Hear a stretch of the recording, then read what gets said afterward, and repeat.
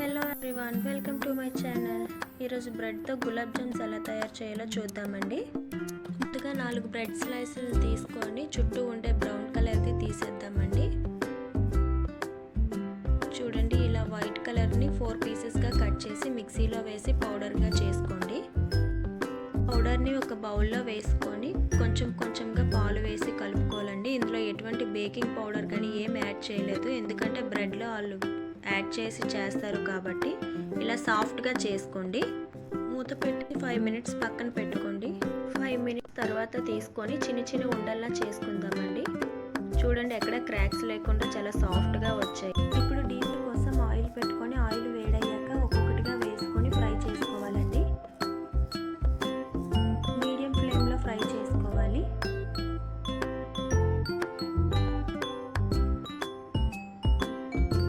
చూడండి, ఇలా brown colour వచ్చాక తీసి పక్కన పెట్టుకోండి. ఇప్పుడు షుగర్ సిరప్ కోసం 1 కప్పు షుగర్, 1 కప్పు వాటర్ తీసుకోండి. ఏ కప్తో అయితే షుగర్ తీసుకుంటారో అదే కప్తో వాటర్ తీసుకోవాలి. 2 యాలకులు దంచేసి వేసుకోండి. పాకు వచ్చేంత వరకు అవసరం లేదండి, జస్ట్ షుగర్ కరిగినాక మీడియం ఫ్లేమ్ మీద ఒక 2 మినిట్స్ బాయిల్ చేస్తే సరిపోద్దండి. ఇప్పుడు స్టవ్ ఆఫ్ చేసుకొని గులాబ్ జామ్స్ అందులో వేసి కలుపుకోవాలి.